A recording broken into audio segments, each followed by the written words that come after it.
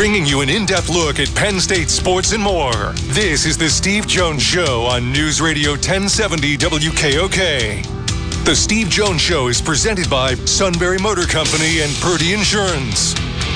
Now from the Sunbury Motor Studio, here's Steve Jones. And this half hour being brought to you by our good friends at Sunbury Motors, 4th Street in Sunbury. Sunbury Motors Kia, routes 11 and 15 in Hummel's Wharf, and online at sunburymotors.com. Ford, Kia, Hyundai, the best in new inventory, great pre-owned inventory with the all-important Sunbury Motors guarantee.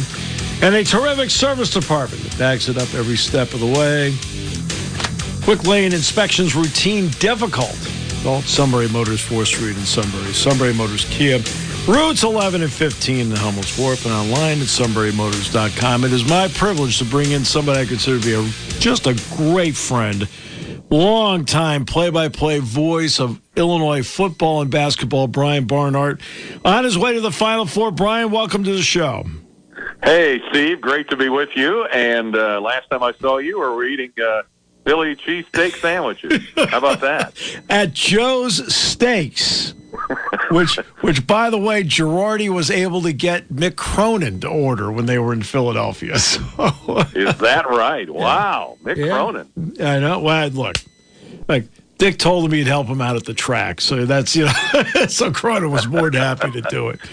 That's right. Brian, it's been an incredible ride. It also should be pointed out that yes, your team has played UConn this year, but that was back in November. How different is Illinois basketball today compared to when you played UConn the first time? Well, Steve, when you go back and look, it was a long time ago. It was at Madison Square Garden, and right the day after Thanksgiving. And when you look at the box score, that tells you about everything you need to know.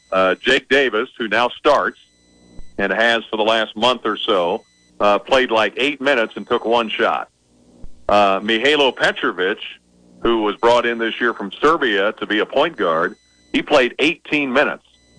And he doesn't play at all, right, basically, except in mop-up duty now. So he played 18 minutes. Keaton Wagler hit one basket for 3 points, was in foul trouble most of that game, and that was the last game he didn't score double figures the rest of the season. So, and then you look at, the minutes distribution, the rotation was totally different. And I've talked to a couple of guys who know basketball better than I do, and they say what we were running offensively is unrecognizable back then to what we're doing now. Right. So, to Brad Underwood's credit, they kind of tweaked things after that game. They brought Keaton Wagler from an off-guard spot to bringing up the ball. And, they, shortly after that game went on the 12-game winning streak. And then we had the injuries and then the tweaking of the lineup again. And now they've got their set rotation with Stojakovic, Zvonimir Ivasic, and Ben Hummerkaus coming off the bench. And those are the 8 guys that play. And it's worked out really well. It's worked out great. So I have to ask you, Keaton Wagler comes out of Kansas. He's Player of the Year in the state. But what did Brad Underwood and his staff see in him that maybe some other people didn't see in the recruiting process? I think what they saw was, A, his demeanor, his unselfishness. He doesn't have, doesn't have that ego, doesn't have to be the center of attention, deferred to his teammates. He was a really good passer. Passing is a characteristic that Brad Underwood is really, really fond of, is how well he can deliver the ball to teammates. And then his deferring to his teammates, and that's what he's done all year. He can score 46 like he did at Purdue, or he can score 11 and grab, 6 rebounds and have 9 assists. And teams started, double teaming him. Michigan State, went out there and really tried to, pound on him a little bit, and that set the standard for what teams down the road the rest of the year had to try to do. And there were different schemes in trying to stop him because he moved up to the top of the scouting report, and just the way he handles himself. And Kylan Boswell said early in camp in October, he goes, "This kid's pretty special. He's going to play more than people think." And so the players recognized it right away.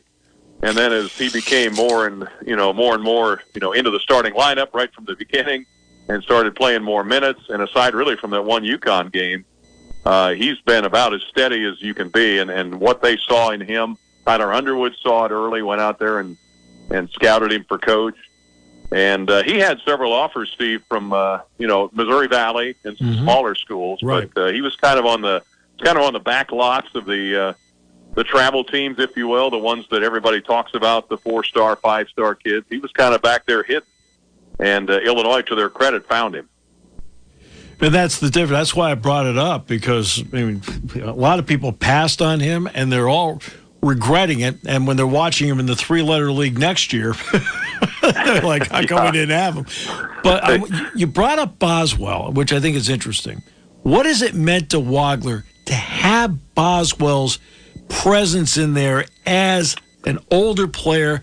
And by my money, I really felt Boswell was the best defensive guard in the Big Ten. You can tell me if I'm right or wrong about that. No, I think I think you're exactly right. And we missed him when he was out, against like Wisconsin, and when he was in foul trouble against Wisconsin at the Big Ten tournament, we missed him because he's the defensive rock, if you will, on which everything else is built. But to show you the kind of person he is, he saw right away, that Keaton Wagler could be a star.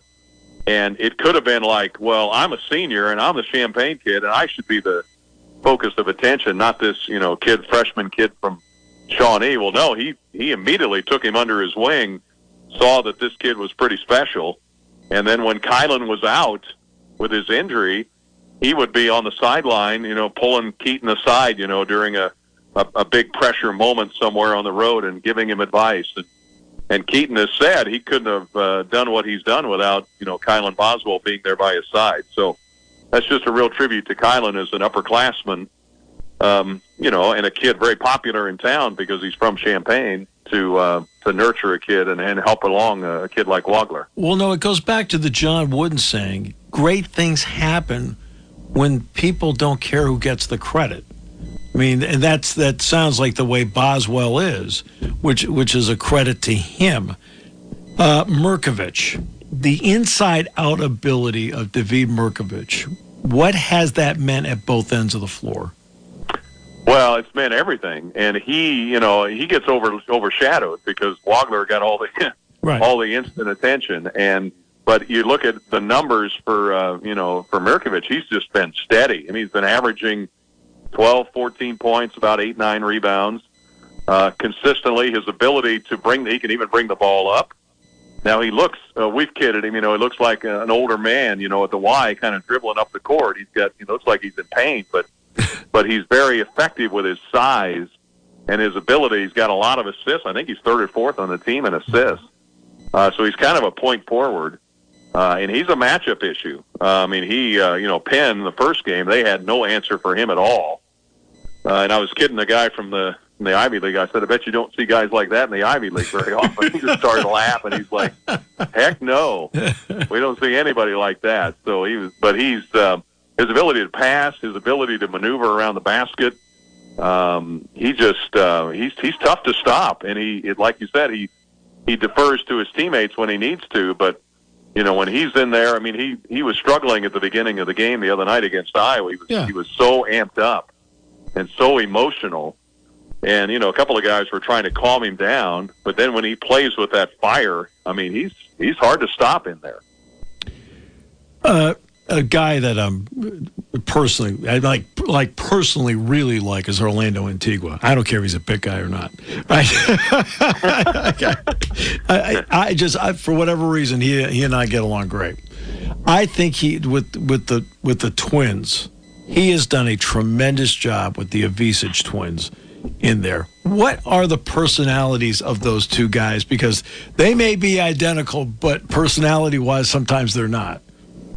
Yeah, I agree. And they're really not the same player either. No. They're different players. Yep. Big Z is not so much a postman. You're not going to lob it into him like the Zach Edey and, do anything with that. Tommy, showed us some baskets, some great baby hooks against Iowa in the stretch there where Illinois basically won the game.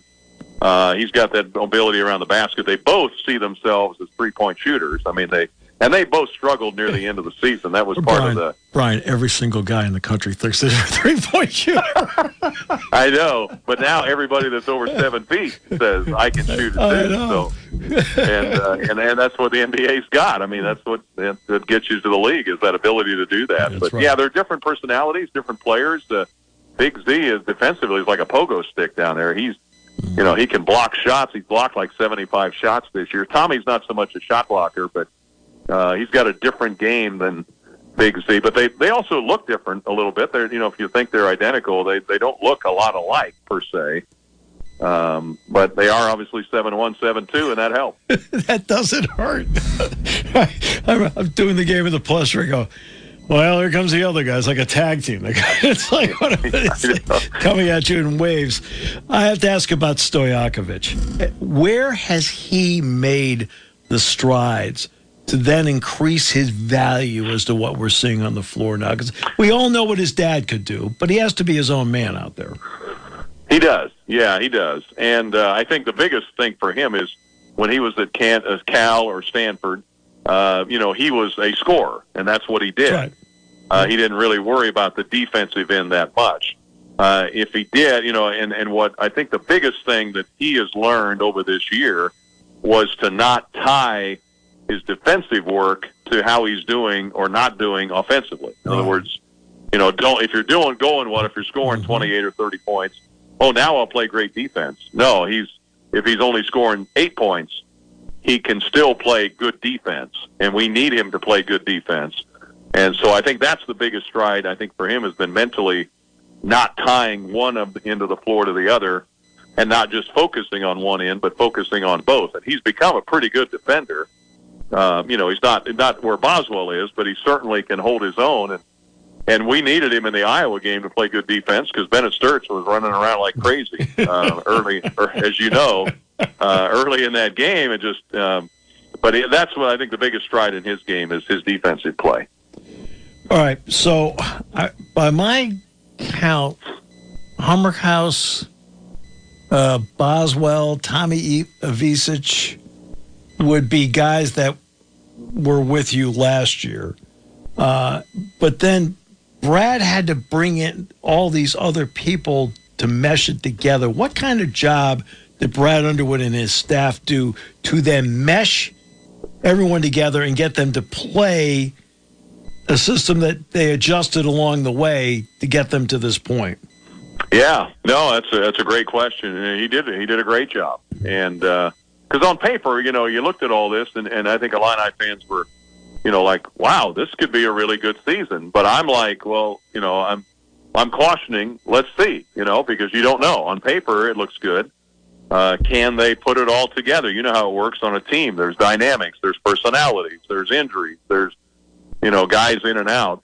The other guy, by the way, that was back last year too, that came was Jake Davis, who is the other one. But no, to blend all those guys together and to have them learn their roles, to have Stojakovic learn more about playing defense. Big Z came in. He wasn't quite as we got. We think the best strength coach in the country, in Adam Fletcher, and he had done great work with Tommy Ivisic. And Big Z saw that, and you could tell when they played against each other the year before how much more strong Tommy was than his brother Zvonimir. And then Big Z, with the help of the strength coach, got more physical in his jumping ability and more agile and strong. And so that helped, I think, along the way, too. And then, it helps that 3 or 4 of the guys all speak the same language. So, there's a lot of laughing going on between the guys talking Croatian or Serbian or whatever they're speaking, and laughing. And so there's immediate connectivity there. And then the other guys are kind of feeding off of that and giving them a hard time about certain things. And Mirkovic is a character in his own right. So, team, and this being around teams, Steve, they either have the great chemistry or they don't. They may say they do, but they might be, you can't fake it. Right. This team has just wonderful chemistry, and they really like each other, and they play loose, but they also buckle down when they need to on the scouting report, like they did the other night against Houston. They ran that scouting report to perfection, and just basically smothered Houston kind of strangled their offense as the night went on, and they were tough and physical. So, but the blending of all of that went on as the season went. It was kind of a work in progress. Then you have the injuries, and you have to adjust. And now you've got the lineup you do have, the 8 guys that are playing, and they're playing their best basketball. Yeah, no, I mean, that's, people can, I always hear, oh, they have got such great chemistry. Well, yeah, they're winning. But you have to go through tough times during the year. What kind of reception did they get when they got back to Willard the other night? And what have the fans have been like? What have they been like in the area?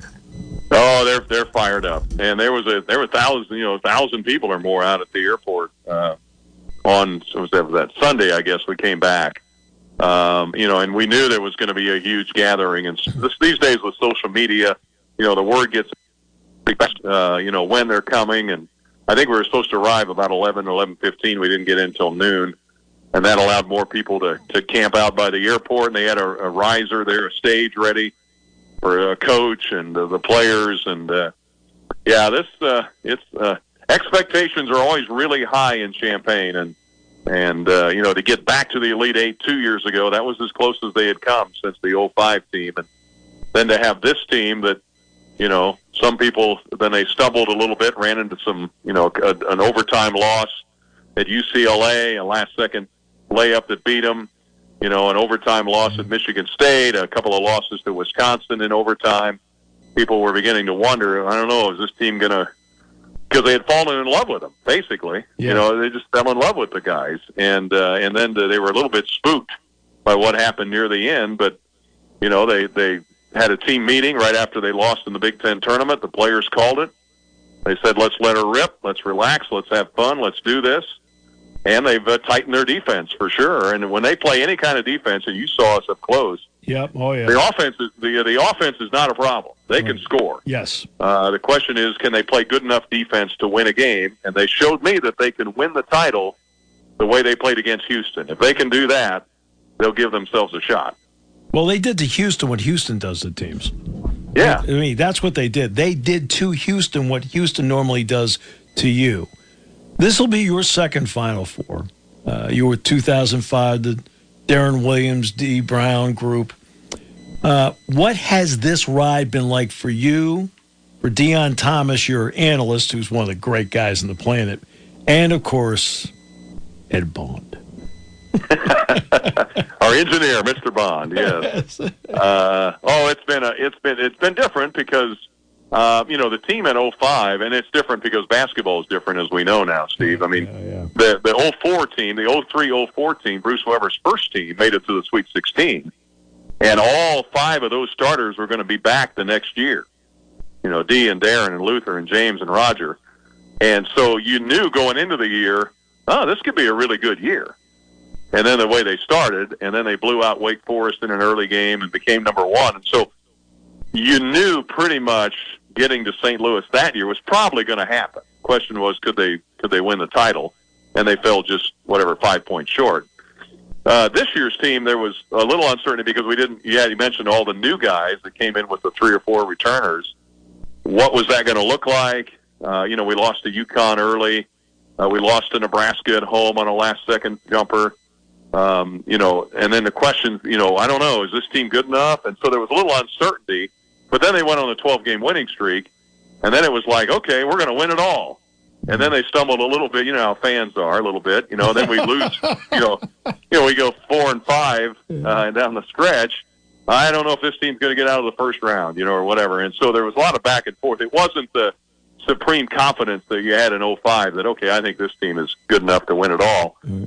But as they've tweaked and adjusted, and the other difference is, Stephen, we had injuries this year. The 05 team, we had the same lineup every game for 39 straight games. Mm-hmm. So this is a little different this year because we've had the newcomers, the newness of the team. But hey, as this season has gone on, with the personalities on the team and the childlike fun that Mirkovic has, Boswell being a Champaign kid, and the fun that Jake Davis. We had a Jake Davis hair night, with his wig night, and I mean all of that stuff all adds up, personality wise, and so the community's fallen in love with him, and no matter what happens, I mean, this will be a year that they put themselves up there, along with the 89 and 05 and now this team. Well, I'd have finished dead last on the Jake Davis night. All right, so, my friend, I am thrilled for you and for Dion and, even for Ed Bond. All right, so enjoy every second because it's, an hour and 45 from Champaign to Indianapolis. It's going to be a caravan down I-74, so looking forward to it on Saturday. Best of luck, and so grateful you gave us your time today. Well, thank you, Steve. I appreciate you having me on. You're an awesome friend, and the forecast for Indy is orange. That's what we're saying. So look out. There you go. Look out. Hey, Brian, thank you, my friend. Okay, see you, Steve. Oh, the great Brian Barnhart, one of the absolute best in the business. Half hour brought to you by our good friends at Sunbury Motors here on News Radio 1070 WKOK. Hi, this is Season. For over 100 years, the Purdy Insurance Agency has been protecting families and businesses of the greater Susquehanna Valley and beyond. With the experience of our trained and knowledgeable staff, you can rest assured that your needs will be evaluated and met by some of the industry's best representatives. No matter what your insurance needs are, call Purdy Insurance today at 570-286-5855. Visit our website at purdyinsurance.com or check us out on Facebook to see what we can do for you.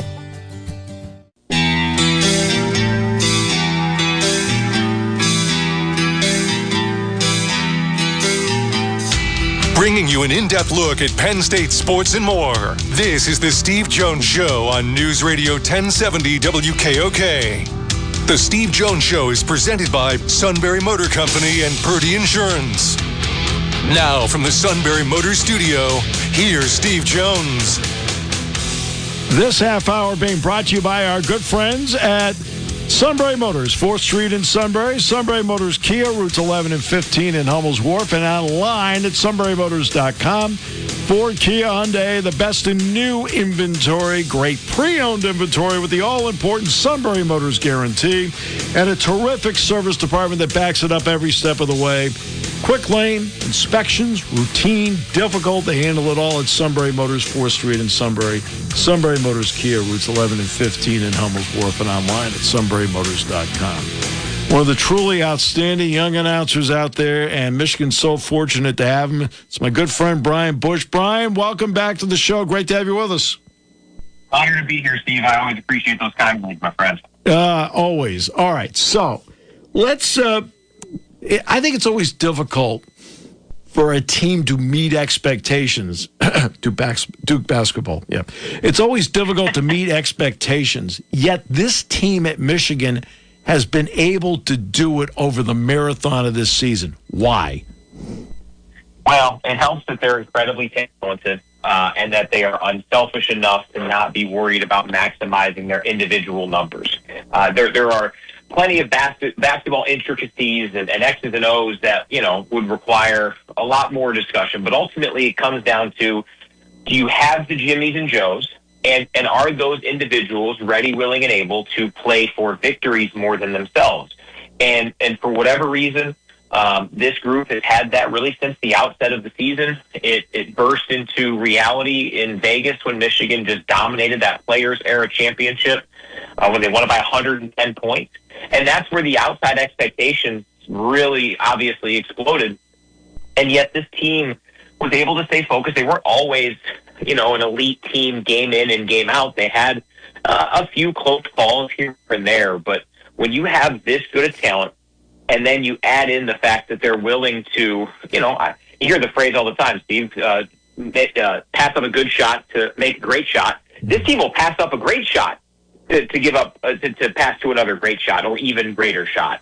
It's an incredible brand of basketball that, they really have. When they've played better opponents, they've tended to rise to the occasion. The Duke matchup in the non-conference in February, the minor exception.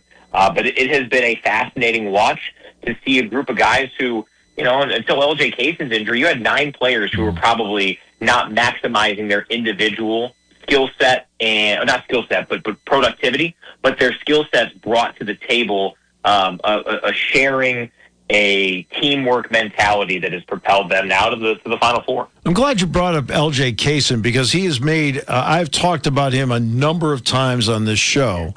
I felt at some point the concern was going to be that missing that kind of player will hurt you along the way. To this point, why hasn't it hurt Michigan not having a player of that caliber you can bring off the bench? Yeah, I think it's just been Elliot Cadeau's ascension over these last 4 games. You know, Cadeau, he was a guy who really had a tough couple of years at North Carolina. A lot of people saddled the responsibility of Carolina's rough season last year on him. And it was really the first action that Dusty May took after last season to get ready for this season. He met with Elliott about 8-9 hours after Michigan lost to Auburn in the Sweet 16. He identified Elliott as this team's potential point guard of the future. And Elliott has risen to the occasion. He had some issues at times in the regular season with foul trouble. He had 13 first halves with multiple fouls. He's only done that once so far in the NCAA tournament, and Michigan was able to overcome it. It was later in the half. But Elliott, outside of Yaxel Lendeborg, Elliott was the best player on the floor, in my opinion, in this Sweet 16 Elite 8 weekend. Just the way that he engineers the offense, he passes the basketball, the way he has taken care of the basketball so far in the Big Dance, he's been brilliant. Michigan could obviously use L.J. Kaysen, but Elliott has taken over a more minutes-heavy role. And then the Wolverines have been able to fill in those, 6-7 minutes that Cadeau hasn't played with great efforts from Trey McKinney, the really good freshman. In the year of the freshman, I think he's been the quietest freshman star in the country. Yes. He is excellent, and he is a tremendous defender. I think he has a chance to have one of those big-time games in either the Final Four or if Michigan's able to advance the national championship game. And then Roddy Gale Jr., he really struggled, Roddy did, down the stretch, yet again offensively. He'd always been there defensively. Probably was the reason Michigan won at Iowa in the second-to-last regular season game because he had a couple of big defensive plays against the Hawkeyes in the final few minutes. And in a game that has obviously aged much better with what Iowa did in the NCAA tournament. But Gale has found his offensive stroke. He has made some impact plays on that end of the floor while maintaining his really good defense. So, yeah, there have been others who have contributed too, but ultimately, if you have to boil it down, Elliot Cadeau is playing like one of the best point guards in the country, and that has helped Michigan overcome LJ's absence. Brian, when it came time to vote for Big Ten Player of the Year, I voted for Yaxel Lendeborg. But my reasons behind voting for him were not just the obvious what he has done offensively. I think, in my opinion, I think he's the only guy I have seen in the Big Ten in recent years that can guard 1 through 5 on the floor. The number of times I saw Dusty May change Lendeborg to then guard the guy that hurt them in the first half, regardless of position, where he defensively changed the game by doing it, is what really impressed me about him. Am I on the right track here with him? 100%. It goes all the way back to, Michigan's second Big Ten game of the season was at Maryland, and Diggy Coit was going off, and Lendeborg basically just shut off his water in the second half. The most noteworthy example of it, almost to a fault, was what Yak did against Keaton Wagler at Illinois when Michigan clinched the Big Ten regular season title outright. Michigan has largely been a switching defense, at least 1 through 3, most of the time either 1 through 4 or with everybody on the floor 1 through 5. And Yak just declined a few of those screens because he was having so much success against Wagler, and he knew what was on the line. That was, an opportunity for really one of those guys to seize control of the Big Ten Player of the Year race, and Yak did it. I think he clinched it that night, in my opinion. But he has been able to defend anybody necessary. Now, obviously, if Adai Mar is on the floor, you don't worry about Yaks for the 5-man, but he is capable of doing it. But his ability on both ends, some of the athletic blocks he's had, the chase down swats that he's been able to come up with in the NCAA tournament, when he's playing engaged on both ends of the floor, there isn't a better player in college basketball than Yaxel Lendeborg. And I do think at times, Steve, his defense is a bit underappreciated beyond the blocks. Everybody loves the blocks. That's a big-time highlight reel thing, of course. But just his possession-by-possession, disruption, athleticism, and basketball IQ defensively is off the charts. Well, the guy that hurt Michigan in the first Penn State meeting was Freddie DeLeon. In the second half, Dusty switched Yaxel Lendenborg onto DeLeon. Freddie still made some plays, but like you're seeing that a man of that size against a smaller guard and forced Penn State to go to other options. That was one of those where you talk about Michigan had a couple of escapes. That was one of them. The game in Ann Arbor was not. Just so you know. But we saw that firsthand as to what he can do. It seemed like he slumped a bit in the three-point area and now is not slumping in the three area. Is that right? Yeah, he's been awesome. 50+%, I think, in basically since the Big Ten tournament championship game. Yeah. If Yax is hitting threes, I genuinely don't know how you defend him. Now, it's always a storyline going into a Final Four. You transition into a football stadium. Michigan actually spent a little bit of time earlier this week shooting over at the Big House. It was a nice weather week until today. It's cooled off, but Michigan did get a little bit of a handle, obviously with some additional wind gusts here in Ann Arbor versus what they'll experience in Indianapolis. But yeah, I mean, Michigan's going to be much more dependent on the three than Arizona. And what Yax has been able to do with his three-point shooting, that's unlocked something for him. He's got more threes this year than he had in his first 5 collegiate seasons combined. So this has unlocked something, but in particular these last few weeks, Michigan just hopes that he can continue it for 2 more games. The fact that the guy that has been there before is Dusty, because he brought Florida Atlantic there. What role is that playing in his preparation? Because he has coached in domes while the players have not played in domes. Yeah, it definitely plays a factor. He's gotten into it a little bit, but I think that's probably something he's keeping a little bit closer to the chest. I do think he has alluded to the fact that when Florida Atlantic got there, it was treated as it should have been, as this incredible accomplishment. Yeah. And I do get the feeling from him and a few of the assistants who were on that staff in 2023 that maybe there was a little bit too much enjoyment. Now, when they go over there for their first practice on Thursday and they're sitting and standing in a football stadium with a basketball court in the middle, they will be looking around and taking it in. They should be. For some aspects of this whole week, they should be enjoying it, taking it all in. But I do think with stuff that is, when there isn't something basketball-related going on, I think this team has done a good job of knowing how to handle itself and making sure they get the sleep, the nutrition, the hydration, all that they need. This will be even more important because they're going to get down there more than 72 hours before the tip-off of this game late on Saturday night.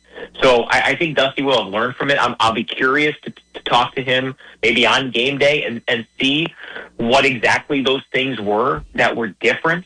But I do think that him having that experience is massive. He said in the aftermath of that it unlocked doors for him in the coaching profession for phone calls he could make, connections he could sustain over time in the industry, and no doubt he has utilized those and others to unlock some other thought process because he is a CEO. More than a head coach, he is a CEO, and he thinks through all of that stuff. So I'll be curious to see how the week goes and learn from what happened in 2023, what's similar and what's different. One thing I like about what he did is that he put together a team on the floor. You talk about Elliot Cadeau. He got a pass first that turns out to be a good shooter in Elliot Cadeau. Lendenborg, who was, quote, the Swiss Army knife that can do 1,000 things for you. Johnson from Illinois does a lot of things. But what did it mean to bring Mara in on rim protection, especially now when you think about this matchup with Arizona? Yeah, I think Adai is probably the key to this whole thing on Saturday night. What he's able to do defensively and around the rim offensively it's incredible. I mean, truly, to be that skilled, that talented, even though you don't see many 6'7'3" players. Like, he's slight, he's got some of that to deal with, but he's still rugged enough on the inside. He can control the basketball at the head of the key and operate offensively. But, yeah, I mean, what he provides to them is something that very few teams can. Now, Mo Krivas is 7'2" on the Arizona side. He's really good. He's a potential first-round pick, just like Adai. This is going to be – it's one of the few times all year that an opponent will have somebody who you can say, hey, go take the one-on-one against Adai and have a real chance to win it. Adai has not played his best over the last couple of games. Picked up some foul issues against Tennessee on Sunday. Yep. That will be, I think it's critical for everybody on both front courts. Is there a player who gets 2 quick fouls like Mara got 5 minutes into the Elite Eight, like we've seen here and there with even Yaks, but Morez as well. So, yeah, I mean, Adai, I think, what I said earlier this month to somebody, or I guess last month now, was that Yaks is, of course, Yaks is, of course, the best player on the floor, and I think he raises the team's ceiling the most. But I think Adai is pretty close in terms of when Adai is playing at his best, Michigan's ceiling is remarkably high because of just what he can do and how difficult it is to stop somebody with that skill set at that size. Well, here's the element that is, I think, underrated about Mara, and that is his ability as a passer. I don't care whether it's an outlet or the ability to get the ball out of the post to somebody who may be open.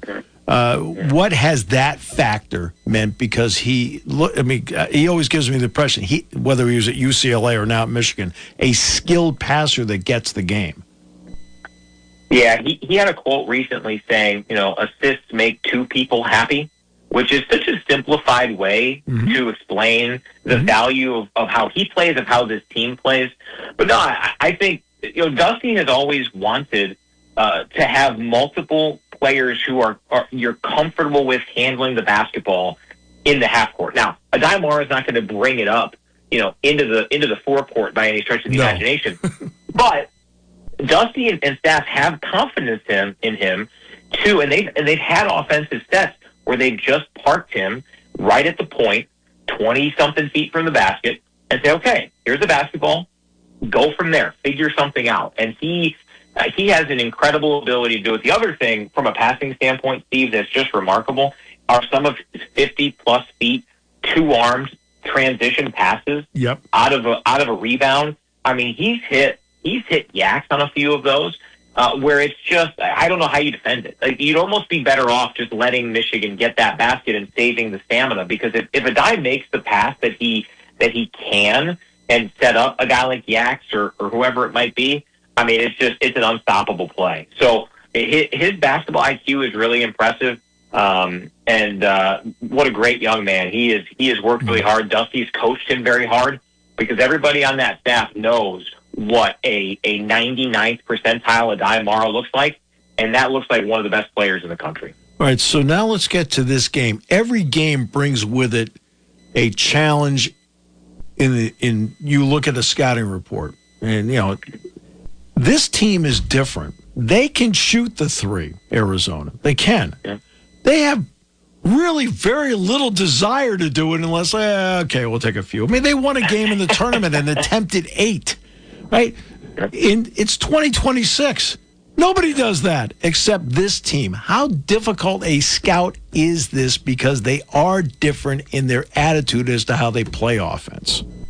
Yeah, and I think what makes it tough, Steve, is that you still can't lag off them because they shoot at a pretty high rate. Yeah. So they can do this pretty well, but because they're so effective inside the arc, really within 5 feet in most cases, hey, I think Tommy Lloyd's been quoted saying something along the lines of, I'd rather make a lot of 2s than some 3s. And this team makes a lot of 2s. They prevent a lot of 2s from happening as well. I think it was an interesting dynamic in this tournament for Michigan's draw, because the first 3 games were kind of just revving up the old playback speed on the podcast, because Michigan in the Big Ten down the stretch, they were playing at like 0.5x, slow, methodical, 60-ish possession games, because that's what other teams felt like they needed to do, and that's how traditionally the Big Ten is played. And then the first 3 games of the NCAA tournament, Howard to St. Louis, those were jumps up in tempo. Then St. Louis to Alabama, you're putting them on 2x at that point. That was back and forth, pick up basketball with the turbo buttons pressed down. Like it was back and forth seesaw hoops. Now you get to Tennessee, much slower, but they want to rebound the basketball. They don't have elite talent on the inside, but they have guys who can really rebound and attack the glass. And Michigan more than held its own. Really, once Michigan got hot in the middle of the first half, it was pretty much over. That was a good preparation for a significant step up in some of those areas. Arizona is phenomenal on the inside. They are one of the few teams in the country that can genuinely match not just the size for Michigan, because there are guys, Wisconsin can get close to matching the size of Michigan, but they can't necessarily replicate or match the skill. Yeah. They're very good, but they're not elite. This Arizona team has the size, has the skill, has the efficiency. So it really is, it's not quite, hey, we're looking at a mirror, but a lot of what Michigan wants to accomplish on the basketball floor, Arizona wants to accomplish on the basketball floor. So, I mean, it really is in so many ways good on good, or in this case, great on great. Now, I have scoffed at the idea that this is a de facto national championship game, because we all know that whoever wins between UConn and Illinois, that's going to be a great game. Those are two really good teams. UConn just beat the number 1 overall seed in this tournament. So that's not the case. But these are right now the two best teams in college basketball. And the winner of this game will be favored on Monday night, and they will deserve to be favored on Monday night. And I think the fact that we get this game and get these two teams to play, it's going to be awesome. And if these two teams bring it, we're in for a battle right down to the wire. Yeah, I always try to remind everybody when the United States beat the Soviets in 1980, they still had to beat Finland. It still had to beat Finland, right? No Finland, no gold, no medal. They don't get a medal. And so you go from Alabama, which is layups, free throws, and threes, to Arizona says, we'll take 15-footers. All right, so, okay. Brian, I want you to enjoy every second of it. Michigan has earned their spot in there, but you have also earned your spot as well. And I hope you enjoy every second of it because you deserve it. It means a lot coming from a legend like you, Steve. I appreciate you, buddy. Thanks so much. I didn't feel that way when I was bringing garbage down to the curb yesterday, by the way. So we gotta keep you humble every once in a while, Steve. Come on, man. Oh, come on. We played golf a couple years ago together, man. I'll tell you right now, the lefty over here can bring it. Not bad. Well, hey, you had some adversity one year that I'll let you share that story if you so would like. Let's just say you didn't have the full breadth of your potential equipment on the golf course that day. The head of the driver flew off my club, okay? It was on the second hole, right? And Brian's like, I don't think we can find it. The ball was ahead of the club. Well, no, I think the head of the club went further. That's what bothered me. All right. Brian, have a great time in Indy. Thanks so much. Appreciate you, Steve. See you, buddy. We'll come back with more in a moment here on News Radio 1070 WKOK.